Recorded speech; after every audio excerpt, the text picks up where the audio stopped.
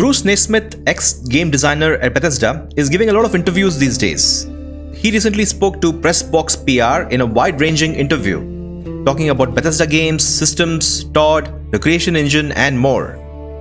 I will leave the link to the article in the description and you guys can read it in leisure. But in this Sunday Musings episode, I want to focus on one of his answers to an often discussed question. Here the interviewer asks, is that belief in lowering barriers of entry for new players part of why there has been a concerted effort to streamline a lot of traditional RPG elements in Oblivion and Skyrim? And do you think that trend will continue with Elder Scrolls 6? Here is his response. Bruce admits that he was responsible for getting rid of many key character specialization systems. As many of you know, Vanilla Skyrim does not have classes, birth signs, and attributes to define a character. Bruce says, it was about getting the character system out of the player's way. You don't have your head buried in menus, stats, and rules. Just enjoy the moment. We got rid of attributes in Skyrim, and you know who complained? Almost nobody. They hardly even noticed it. He seems to be extremely proud of getting rid of attributes, and he says no one noticed.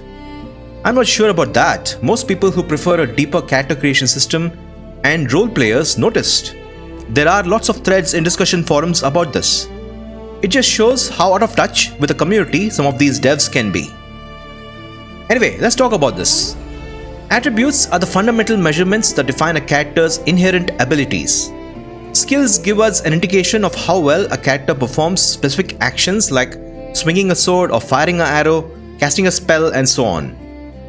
This table lists the attributes in Morrowind and how they affected certain other stats and derived attributes like health, magicka, and fatigue. With these attributes, derived attributes, and skills, you could create highly specialized characters.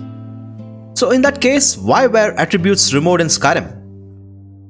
Let's look at the case against attributes. The classical attributes skill system was originally designed for character skill-based RPGs like Daggerfall and Morrowind, where the player had no real role in the success of combat, blocking, and other actions like lockpicking, disabling traps, etc. Every action is defined by dice rolls, like your ability to successfully hit enemies with a weapon and dodge their attacks, your ability to cast spells or open containers with lockpicks, disarm traps with probes, and so on. In Oblivion and Skyrim, skill level does not matter. Every hit is a hit and every cast succeeds, as we don't have hit chance and spell chance. These games also introduced lockpicking minigames, and the player has to manually block using a shield. Oblivion also added a persuasion minigame for speech. As you can see, Oblivion and Skyrim are player skill based action RPGs and not pure character driven RPGs. Trying to jam a 1 to 100 skill attribute systems into these kinds of games just results in all of the issues we saw in Oblivion, where due to the player skill being the primary factor of success, you could go 20 to 25 points in a skill or attribute before actually getting a mastery perk or bonuses for each skill to make a meaningful difference. Essentially, you had to grind to increase your attributes, and you would have to level specific kills to boost your attributes. Speed was governed by athletics, acrobatics, and light armor, so you'd have to spam jumping, swimming, and getting hit in order to get faster. At that point, why have a 1 to 100 attribute skill system at all? Why not just have a 5 ranked perk where each rank represented a 20 or so points of the previous thing, since that's how the system worked in the first place. Skyrim cuts out the middleman and lets you pick what individual skills or abilities you want to invest in directly from the get-go, allowing you to make your own build more organically as you play, rather than something you select in a menu and have to build around. That is the main reason Skyrim got rid of attributes. Some people say Skyrim didn't remove depth by getting rid of attributes, it just made the system more visually accurate to how it actually worked in Oblivion. Bethesda is not getting hit chance or spell chance for the Elder Scrolls 6, so the attribute system has become redundant. Another issue with attributes is how tricky it can get for characters to be multi-skilled. For example, trying to make a barbarian type character who also happens to be great at lockpicking but bad at sneaking and pickpocketing, because all the combat barbarian skills comes from strength and all the sneak skills comes from agility. What about other interesting skills like survival, crafting, or smithing? Do you need to have high intelligence to craft an axe or cook food?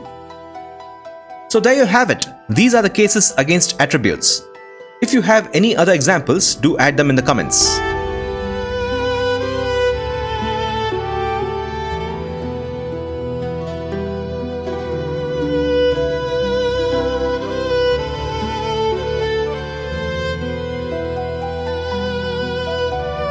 Now, let's take a look for attributes. We will first talk about character differentiation and specialization. Here is Durakgro Durga, a male orc who is blessed with high strength and endurance. Here is Bella, a female Breton who has a bonus to intelligence and willpower.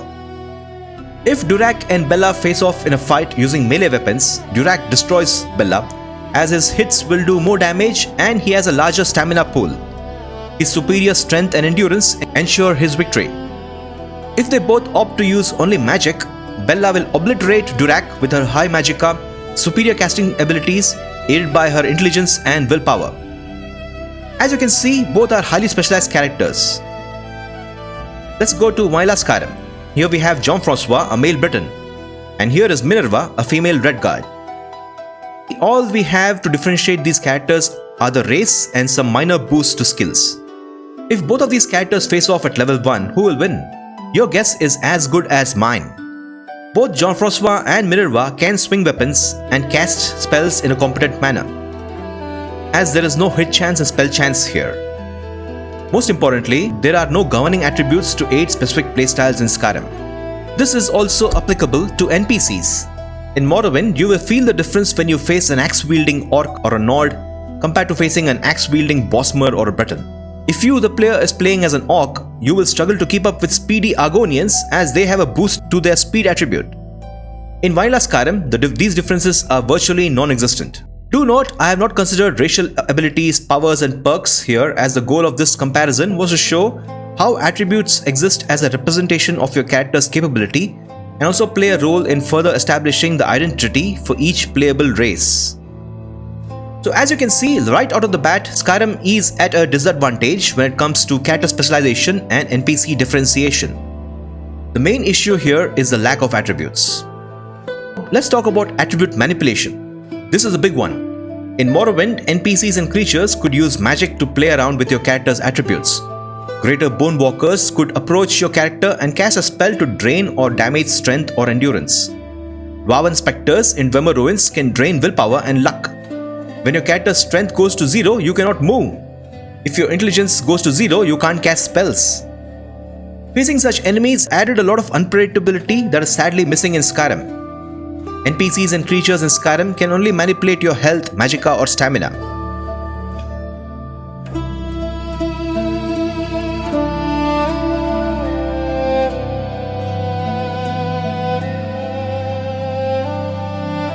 The final point I wanted to talk about, and perhaps the most compelling argument for their retention, is the way attributes fundamentally enrich the character improvement loop by introducing a separate parallel incentive structure.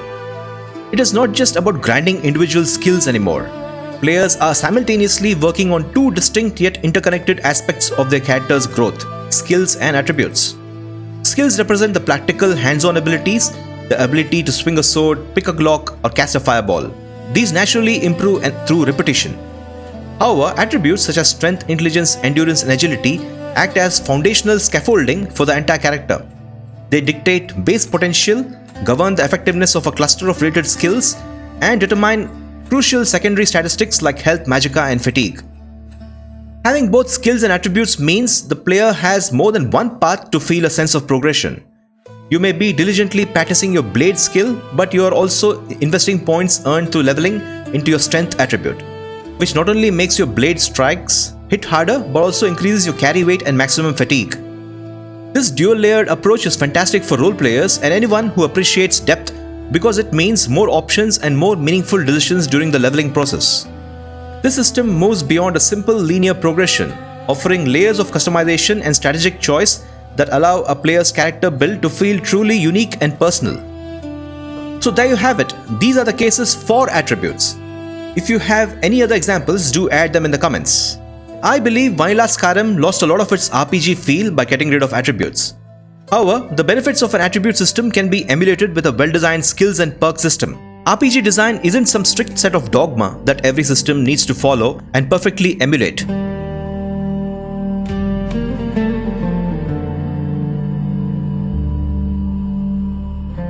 Will we get attributes in the Elder Scrolls 6?